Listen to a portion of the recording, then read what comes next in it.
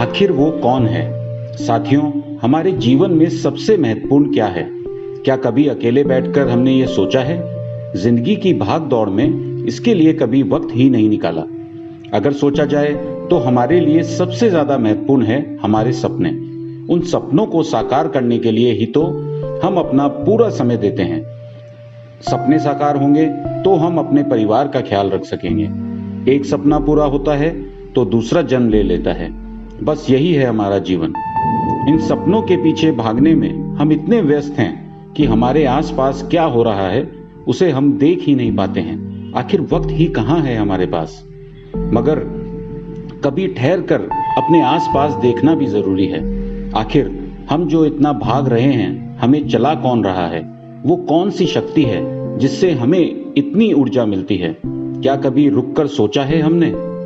अब हम यही बोलेंगे कि वो तो भगवान है जो हमें जन्म देता है और जो हमें चलाता है।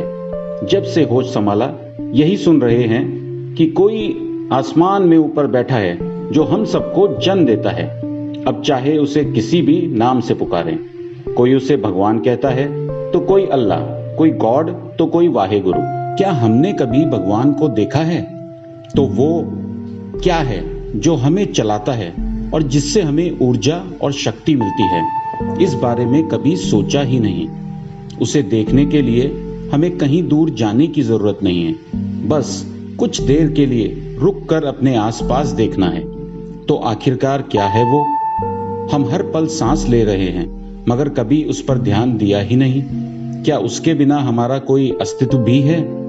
खुले आसमान में वो दूर जो बादल दिख रहा है, दूर आसमान में जो चमचमाती रोशनी दिख रही है, वो जो रात को अपनी चांदनी बिखेरता है, वो जो हिमालय से उतरकर बस बहे चले जा रही है, वो जो विशाल वृक्ष हवा से लहलहा रहे हैं, गमले में वो कली जो इस संसार में आने के लिए ललाहित है, वो खूबसूरत फूल जो वातावरण में सुंदरता के साथ अपनी खुशबू बिखेर रहा है, वो दूर जो विशालकाय पहाड़ हमें अपनी ओर आकर्षित कर रहा है।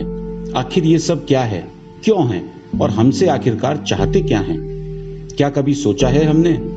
इन सबको हमने अलग अलग नाम जरूर दिए हैं, मगर यही है वो जिससे हमें जीवन मिलता है। यही है हमारे अस्तित्व का मूल कारण। यही है जो हमारे कण कण में बसा है।